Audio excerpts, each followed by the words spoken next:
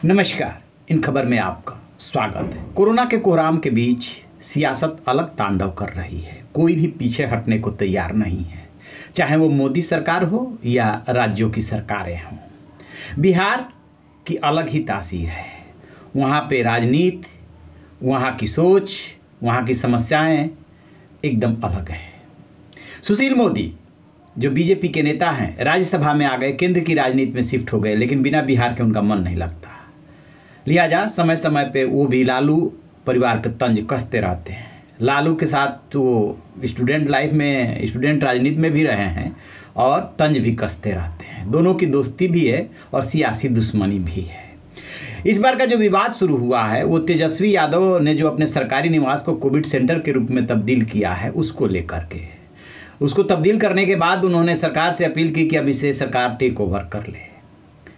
सुशील मोदी ने एक के बाद एक कई ट्वीट किए और उसमें तंज कसा कि जो परिवार के पास दर्जनों संपत्तियां हैं पटना में, उसमें किसी में अस्पताल खोल दिए होते, उसमें जो है मेडिकल इक्विपमेंट और दवाई की व्यवस्था कर दिए होते तेजस्वी यादव। सरकारी आवास में जो है कुछ बेड लगा देने से वो अस्पताल नहीं बन जाता। फिर आगे उन्होंने कांति सिंह का नाम लिया कि कांति सिंह ने जो 2 मंजिला मकान भेंट किया था मंत्री बनने के एवज में, उसमें खोल दिए होते। बात यहीं रुकी नहीं, फिर वो आगे बढ़े और बोले कि तेजस्वी यादव की 2 बहनें डॉक्टर हैं, वो भी सेवाएं दे सकती हैं कोरोना से निपटने में। इस समय तो देश की डिमांड है। बस क्या था, इतना ट्वीट करना था लालू यादव की संपत्ति पर और बहनों की पढ़ाई पे जो उन्होंने तंज कसा। फिर तेजस्वी यादव तो कुछ नहीं बोले, लेकिन उनकी एक बहन है रोहिणी आचार्य, आजकल खूब एक्टिव हैं।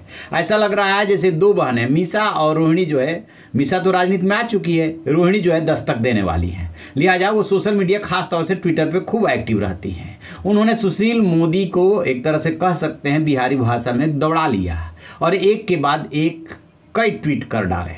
मुँह थूर देंगे, बहनों का जो नाम लिया, फिर सुशील मोदी के बहनों पे जो है तंज कसा, फिर ये बोले कि आरएसएस पे तंज कसा और ऐसे ऐसे शब्दों का इस्तेमाल किया जो मर्यादा लांघ गई। और मतलब उन्होंने इस बात का भी नहीं ख्याल रखा कि जो भी सुशील मोदी बोलते हैं वो लालू यादव के समकक्ष हैं। उम्र में कुछ छोटे हो सकते हैं या बराबर के हो सकते हैं, लेकिन स्टूडेंट लाइफ में और स्टूडेंट की जब राजनीति कर रहे थे तो दोनों एक साथ पदाधिकारी रहे हैं।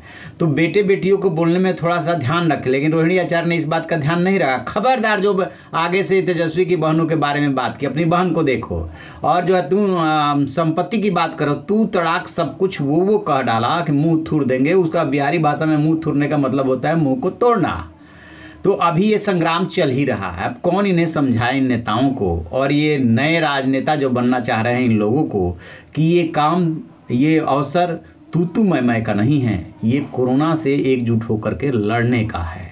यदि तेजस्वी यादव ने अपने सरकारी आवास में दिखावे के लिए ही सही कोविड सेंटर खोल दिया, तो सरकारी आवास है, क्या वो एक्सपोज करना चाहते? दरअसल है क्या कि राजनीति में हर कोई बढ़त लेना चाहता है। वो महामारी हो चाहे लोगों की लाश हो, लाश में भी बढ़ करके यदि बढ़त मिल रही हो तो लेने में उसे कोई हर्ज नहीं है।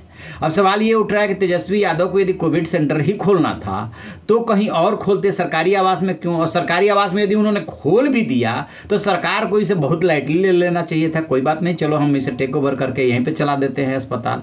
लेकिन नहीं, दोनों पक्ष में से कोई पीछे नहीं हटेगा। और इसी बीच में रोहिणी ने जो कुछ भी किया उसका तो कतई समर्थन नहीं किया जा सकता। चलिए देखते हैं कि अभी राजनीति कौन कौन सा मोड़ लेती है और क्या क्या लोगों से कहलवाती है, कैसे कैसे राजनेता क्या क्या बोलते हैं। तो आप रहिए ना बेखबर, देखते रहिए इन खबर। Thank you.